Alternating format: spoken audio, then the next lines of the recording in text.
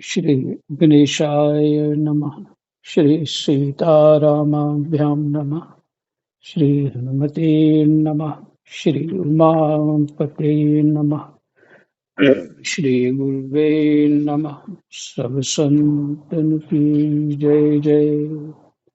जय जय सीताराम। राधे श्याम। एकादश स्कंद तीसरा अध्याय।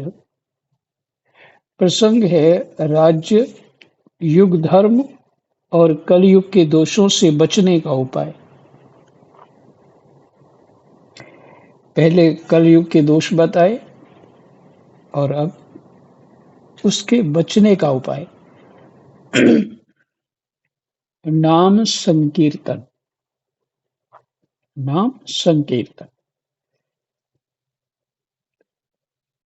कृष्णाय वासुदेवाय हरये परमात्मने प्रणतः क्लेशनाशाय गोविंदाय नमो नमः।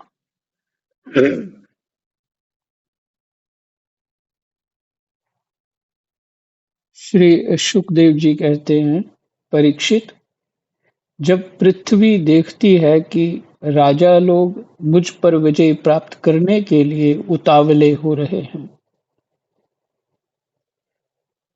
तब वह हंसने लगती है और कहती है, कितने आश्चर्य की बात है कि ये राजा लोग जो स्वयं मौत के खिलौने हैं, मुझे जीतना चाहते हैं।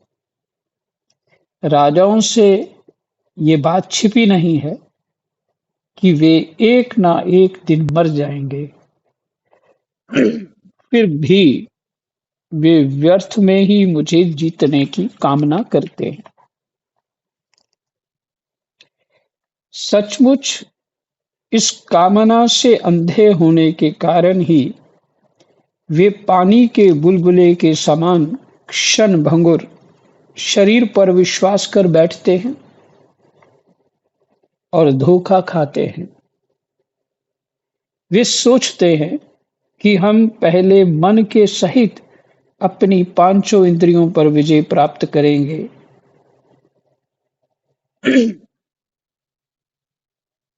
अपने भीतरी शत्रुओं को वश में करेंगे, क्योंकि इनको जीते बिना बाहरी शत्रुओं को जीतना कठिन है। उसके बाद अपने शत्रु के मंत्रियों, अमात्यों, नागरिकों, नेताओं और समस्त सेना को भी वश में कर लेंगे। जो भी हमारे विजय मार्ग में कांटे बोएगा, उसे हम अवश्य जीत लेंगे।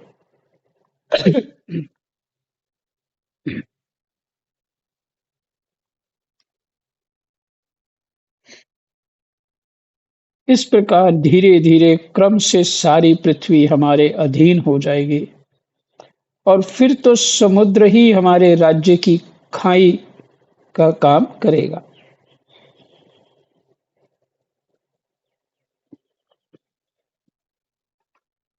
इतना विस्तार करेंगे कि समुद्र पर्यंत हमारा ही राज्य होगा।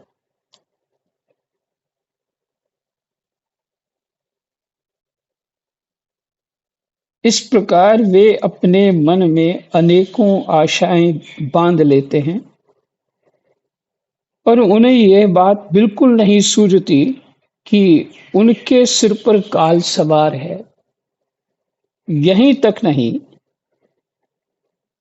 जब एक द्वीप उनके वश में हो जाता है, तब वे दूसरे द्वीप पर विजय करने के लिए बड़ी शक्ति और उत्साह के साथ समुद्र यात्रा करते हैं। अपने मन को, इंद्रियों को वश में करके लोग मुक्ति प्राप्त करते हैं, परंतु ये लोग उनको वश में करके भी थोड़ा सा भूभाग ही प्राप्त करते हैं।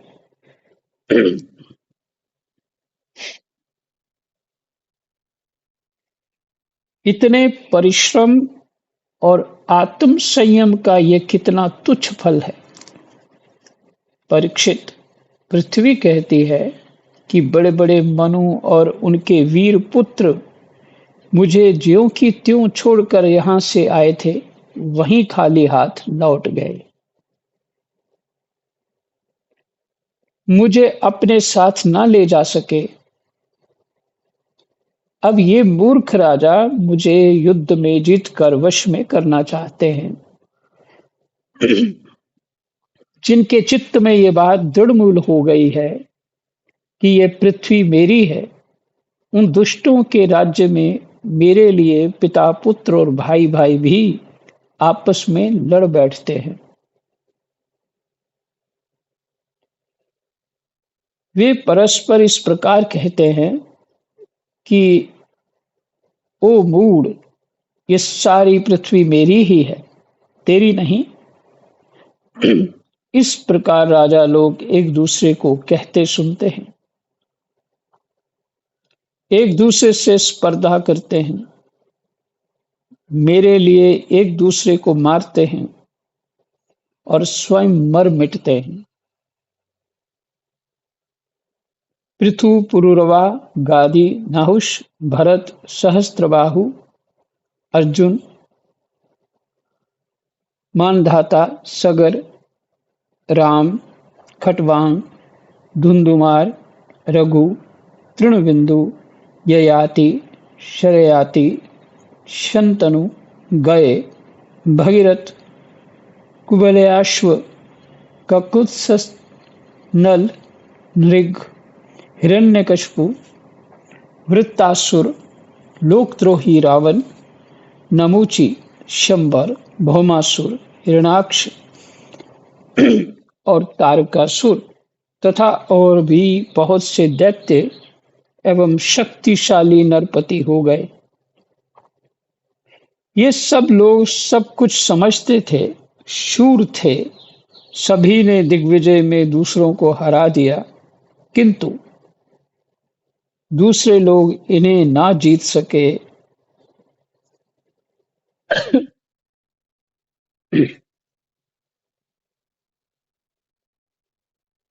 परंतु सबके सब मृत्यु के ग्रास बन गए। राजन, उन्होंने अपने पूरे अंतःकरण से मुझसे ममता की।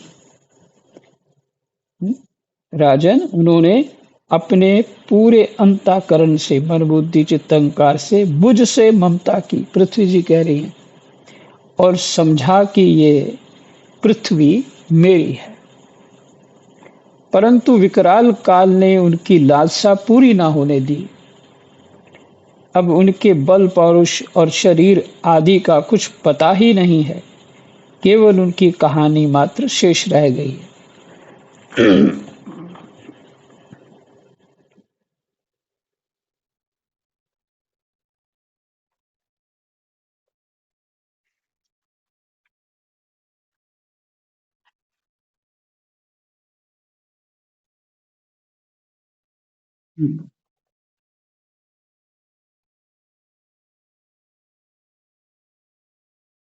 परीक्षित, संसार में बड़े-बड़े प्रतापी और महान पुरुष हुए हैं। वे लोकों में अपने यश का विस्तार करके यहाँ से चल बसे। मैंने तुम्हें ज्ञान और वैराग्य उपदेश करने के लिए ही उनकी कथा सुनाई है। परीक्षित को सुना रहे हैं। यह सब वाणी का विलास मात्र है, इसमें पारमार्थिक सत्य कुछ भी नहीं है। भगवान श्री कृष्ण का गुणानुवाद समस्त अमंगलों का नाश करने वाला है। बड़े बड़े महात्मा उसी का गान करते रहते हैं। जो भगवान श्री कृष्ण के चरणों में अनन्य प्रेममयी भक्ति की लालसा रखता है, उसे नित्य निरंतर भगवान के दिव्य गुणानुवाद का ही श्रवण करते रहना चाहिए। उसे नित्य निरंतर भगवान के दिव्य गुणानुवाद का ही श्रवण करते रहना चाहिए।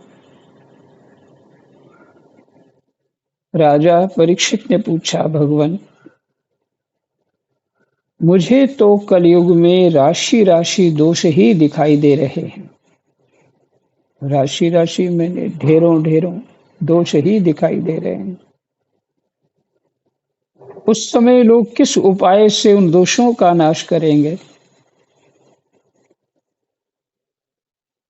इसके अतिरिक्त युगों का स्वरूप, उनके धर्म, कल्प की स्थिति और प्रलय काल के मान एवं सर्वव्यापक सर्वशक्तिमान भगवान के काल रूप का भी यथावत वर्णन कीजिए।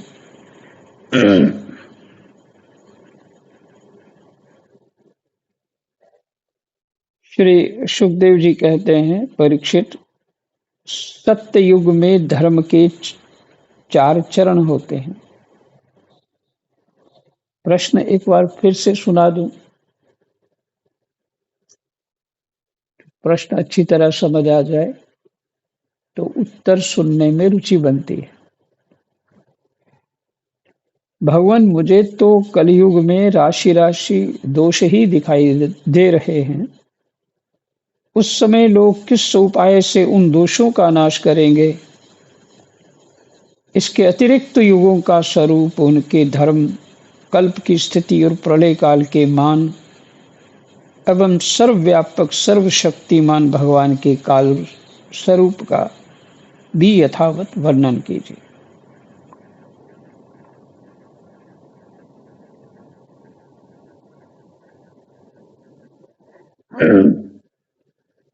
श्री सुखदेव जी कहते हैं, परीक्षित, सत्ययुग में धर्म के चार चरण होते हैं। वे चरण हैं सत्य, दया, तप और दान। सभी भूल जाते हैं इसको।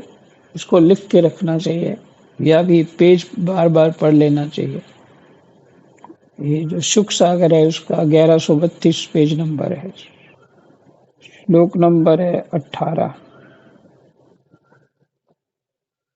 परीक्षित, सत्य युग में धर्म के चार चरण होते हैं।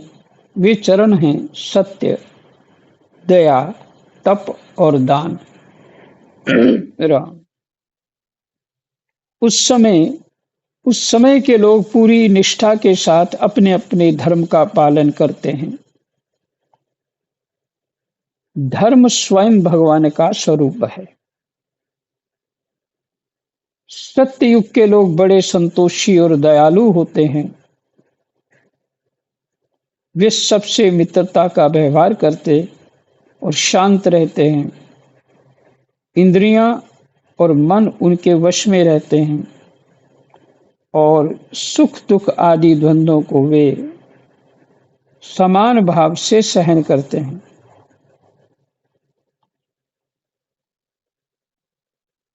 अधिकांश लोग तो समदर्शी और आत्माराम होते हैं और बाकी लोग स्वरूप स्थिति के लिए अभ्यास में तत्पर रहते हैं। फिर से, अधिकांश लोग तो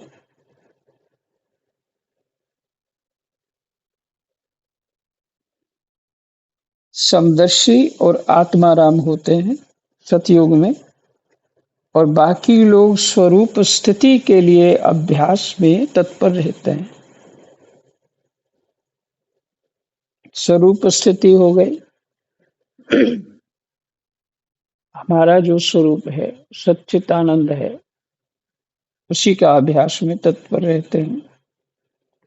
परीक्षित, धर्म के समान अधर्म के भी चार चरण हैं। असत्य, हिंसा, असंतोष और कलह।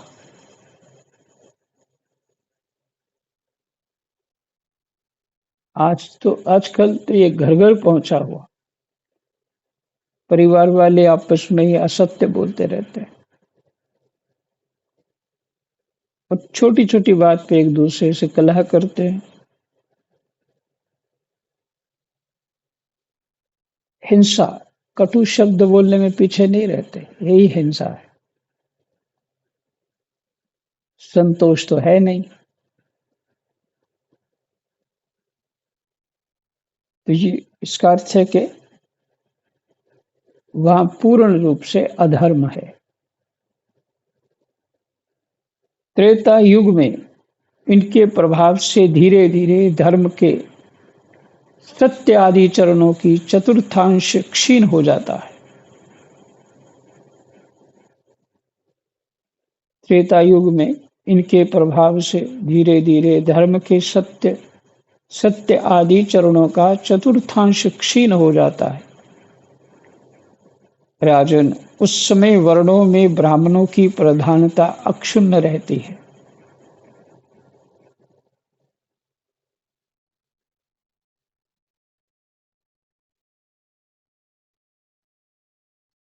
लोगों में अत्यंत हिंसा और लंपटता का अभाव रहता है। फिर से सुनिए। त्रेता युग में इनके प्रभाव से धीरे-धीरे धर्म के सत्य आदि क्या कहा जाएगा? दया, तप और दान। सत्य आदि आदि में यही तीन आएंगे।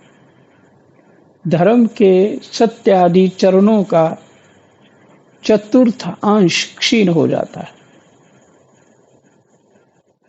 त्रेता युग में चतुर्थांश 25%।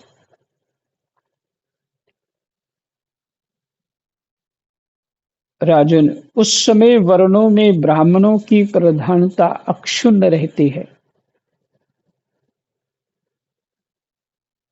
ब्राह्मणों को सभी लोग, अच्छा, ब्राह्मण भी वास्तव में अपने धर्म के अनुकूल तपस्वी होते हैं, अपने धर्म का पालन करने वाले होते हैं, तो इसलिए अक्षुण्ण रहती है उनकी प्रधानता। ब्राह्मणों को ही पूछा जाता है, और कहीं कोई झगड़ा हो गया गांव में, शहर में, तो उसका निर्णय कराने ब्राह्मण के पास जाते लोग। पहले ऐसे ही होता था। तो ब्राह्मण जो उसका निर्णय दे देते थे, तुमको ऐसा करना चाहिए। शास्त्र में उस पाप का प्रायश्चित क्या है, वो उपाय बताते हैं। शास्त्रों में लिखा हुआ है। पहले जो लोगों में जजमेंट हो देते थे, न्याय देते थे, ब्राह्मण देते थे।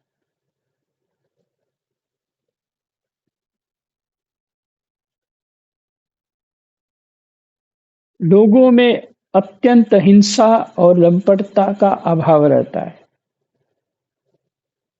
यानी प्रतिशत 25% तो होता है, लेकिन अत्यंत नहीं होता।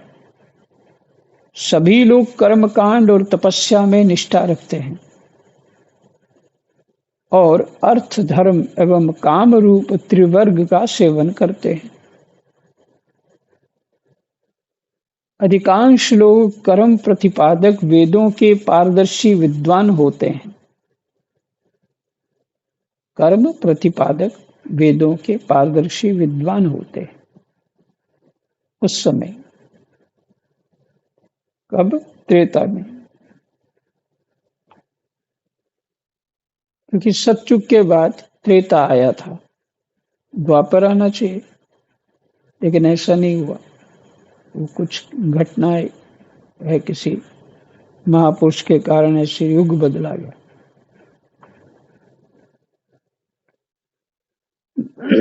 राम, द्वापर युग में हिंसा, असंतोष, झूठ और द्वेष, अधर्म के इन चरणों की वृद्धि हो जाती है।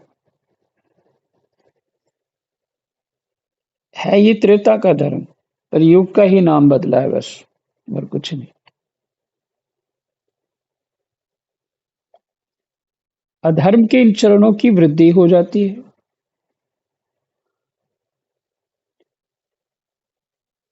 एवं एवं इनके कारण धर्म के चारों चरण, तपस्या, सत्य, दया और दान आधे आधे क्षीण हो जाते हैं। द्वापर में आधे हो जाते हैं। सतयुग में सभी अपने धर्म पे संपन्न होते हैं और फिर त्रेता में जो है एक्चुअली युगों के नाम ही बदले हैं। अगर सीधा कहें तो द्वापर में 25% लोग जो है सत्य, दया, तप और दान,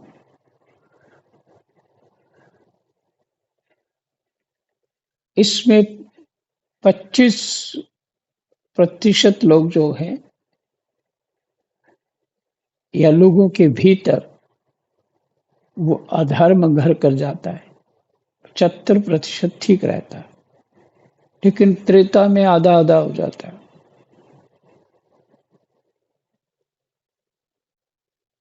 50% ही रह जाता है। सत्य, दया, तप और दान। उस समय के लोग बड़े यशस्वी, कर्मकांडी और वेदों के अध्ययन अध्यापन में बड़े तत्पर होते हैं। लोगों के कुटुंब बड़े बड़े होते हैं, प्रायः लोग धनाढ्य एवं सुखी होते हैं। उस समय वर्णों में क्षत्रिय और ब्राह्मण 2 वर्णों की प्रधानता रहती है। कलयुग में तो अधर्म के चारों चरण अत्यंत बढ़ जाते हैं। उनके कारण धर्म के चारों चरण क्षीण होने लगते हैं। कलयुग में अधर्म के चारों चरण अत्यंत बढ़ जाते हैं। उनके कारण धर्म के चारों चरण क्षीण होने लगते हैं और उनका चतुर्थांश ही बच रहता है। फिर कलयुग में 25% धर्म रह जाता है, 75% अधर्म हो जाता है। अंत में तो उस चतुर्थांश का भी लोप हो जाता है। कलयुग में लोग लोभी, दुराचारी और कठोर हृदय होते हैं। वे झूठ मूठ एक दूसरे से वैर मोल लेते हैं एवं लालसा तृष्णा की तरंगों में बहते रहते हैं। उस समय के अभागे लोगों में शूद्र, केवट आदि की ही प्रधानता रहती है।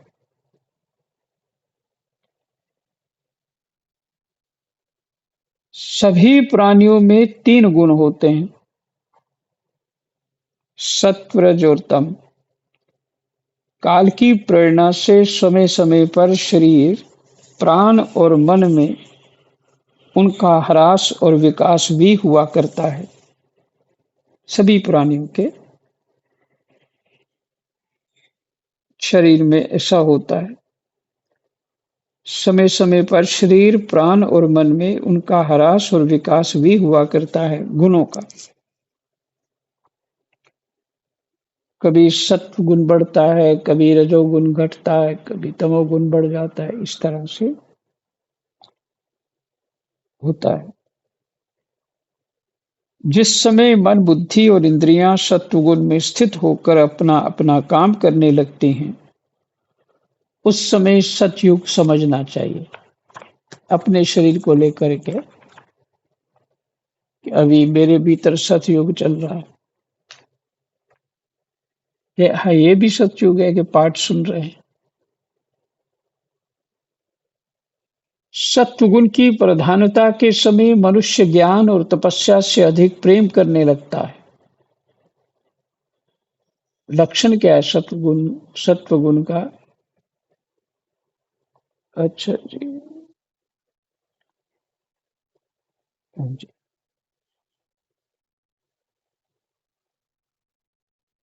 तो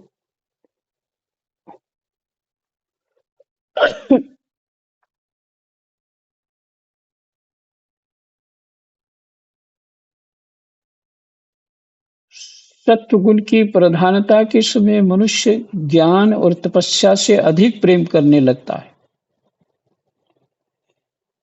हम्म? तो इसलिए कहा जाता है कि सत्वगुण बढ़ाए रखो, अपना सत्वगुण बढ़ाए रखो। जो सुबह लोग जल्दी उठ जाते हैं और सुबह सत्वगुण बढ़ा हुआ होता है। और दूसरा,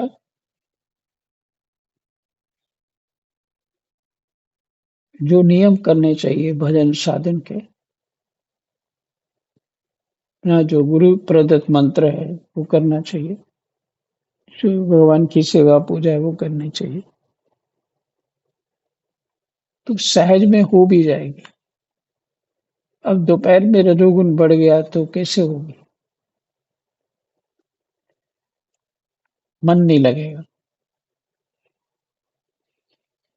लेकिन जो साधक होते हैं वो दिन भर,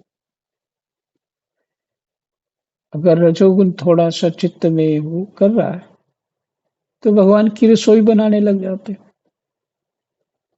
सफाई करने लग जाते हैं, कुछ और काम करने होते हैं, उसके लिए रजोगुण चाहिए, तो भगवान के नित्य वो कार्य करते हैं। और तमोगुण हमें निद्रा देता है, ये भी सहयोग कर रहा है। निद्रा ना हो तो फिर और मुश्किल हो जाएगी। तो गुण का उपयोग कैसे करना है, ये समझ हमारे भीतर होनी चाहिए। इससे ये बात खुलती है। उस समय सत्य युग समझना चाहिए, जिस समय मन बुद्धि और इंद्रियां सत्व गुण में स्थित होकर अपना काम करने लगती हैं। सत्व गुण की प्रधानता के समय मनुष्य ज्ञान और तपस्या से अधिक प्रेम करने लगता है। जिस समय मनुष्यों की प्रवृत्ति और रुचि धर्म अधर्म और लौकिक पारलौकिक सुख भोगों की ओर होती है, जिस समय मनुष्यों की प्रवृत्ति और रुचि धर्म अधर्म और लौकिक और पारलौकिक सुख भोगों की ओर होती है, तब शरीर मन एवं इंद्रियां रजोगुण में स्थित होकर काम करने लगती है।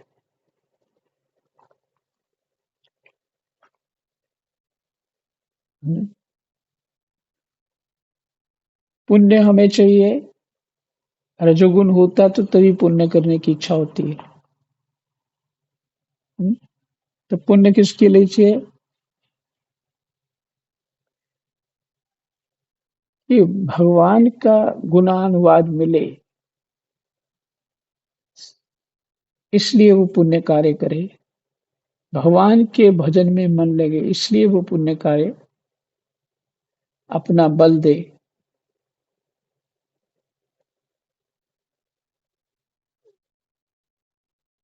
ऐसा संत लोग प्रयास करते रहते हैं और सबको बताते भी हैं।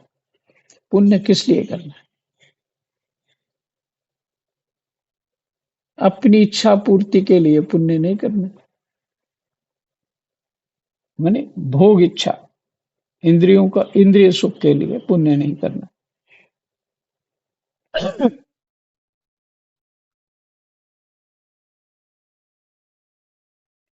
तथा शरीर मन एवं इंद्रियां रजोगुण में स्थित होकर काम करने लगती हैं।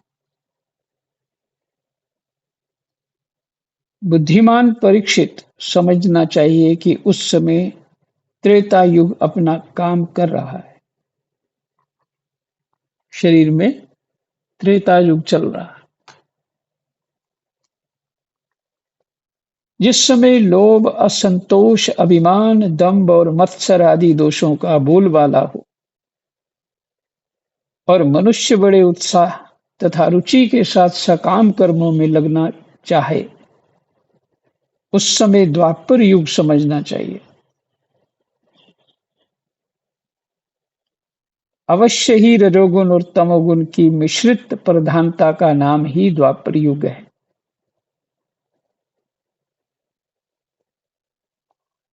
जिस समय झूठ, कपट, तंद्रा, निद्रा, हिंसा, विषाद, शोक, मोह, भय और दीनता की प्रधानता हो, उसे तमोगुण प्रधान कलयुग समझना चाहिए।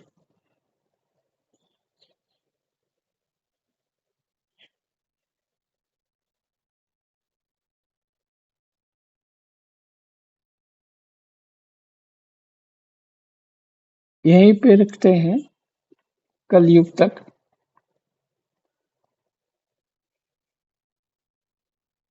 फिर से पाठ कर लेता हूँ इसका। जिस समय मनुष्यों की प्रवृत्ति और रुचि धर्म, अर्थ और लौकिक पारलौकिक सुखों की ओर होती है तथा शरीर, मन एवं इंद्रियां रजोगुण में स्थित होकर काम करने लगती हैं, बुद्धिमान पुरुष राम राम बुद्धिमान परीक्षित परीक्षित जी को बुद्धिमान कह रहे हैं सुखदेव भगवान। बुद्धिमान परीक्षित समझना चाहिए कि उस समय त्रेता युग अपना काम कर रहा है,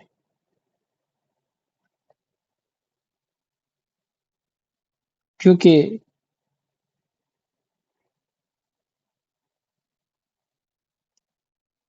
मैंने शायद कुछ गलत पढ़ दिया है। धर्म और अर्थ शब्द है। धर्म और अर्थ में लौकिक और पारलौकिक सुख भोगों की ओर होती है जब उसकी रुचि तथा शरीर, मन एवं इंद्रियां रजोगुण में स्थित होकर काम करने लगती हैं। बुद्धिमान परीक्षित समझना चाहिए कि उस समय त्रेता युग अपना काम कर रहा है, जिस समय लोभ, असंतोष, अभिमान, दंभ और मत्सर आदि दोषों का बोलबाला हो और मनुष्य बड़े उत्साह तथा रुचि के साथ सकाम कर्मों में लगना चाहे, उस समय द्वापर युग समझना चाहिए। पर ये जो द्वापर है, ये द्वापर युग के नाम बदले गए हैं केवल यहाँ पे। सतयुग के बाद द्वापर होता है, फिर त्रेता आता है। किसी कारण से जो पुराणों में वर्णन है,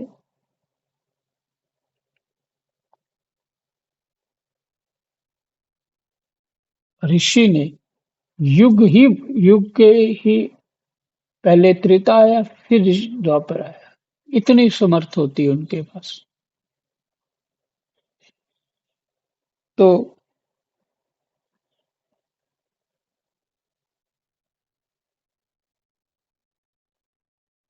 द्वापर में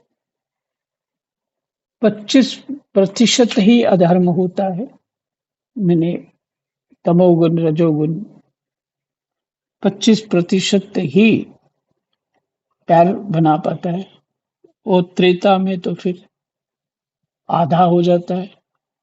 कलयुग में तो 75% हो जाता है। कलयुग पूरा होने पे 100% जो है अधर्म ही रहता है।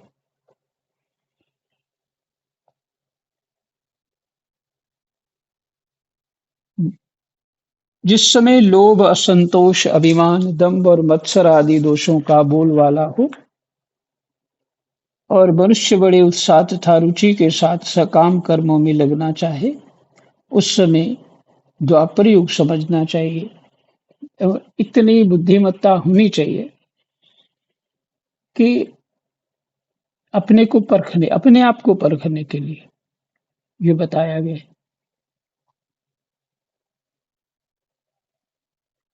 क्योंकि प्रश्न था इसके अतिरिक्त युगों का स्वरूप, उनके धर्म कल्प की स्थिति,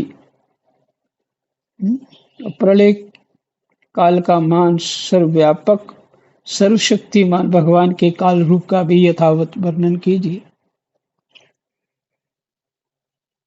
तो जो हमारे भीतर ये समय बदलता है, ये स्थितियां आती रहती, उसका वर्णन है।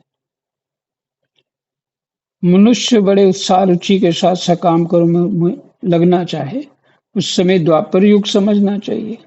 अवश्य ही रजोगुण और तमोगुण की मिश्रित प्रधानता का नाम ही द्वापर युग है। फिर आ गया, जिस समय झूठ, कपट, तंद्रा, निद्रा, हिंसा, विषाद, शोक, मोह, भय और दीनता की प्रधानता हो, उस समय तमोगुण प्रधान कलयुग समझना चाहिए। जय जय सीताराम। राधे श्याम।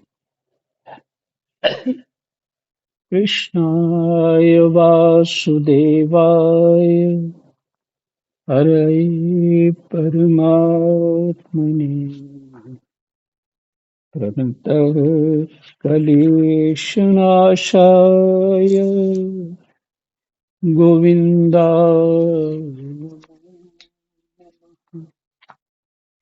जय जय।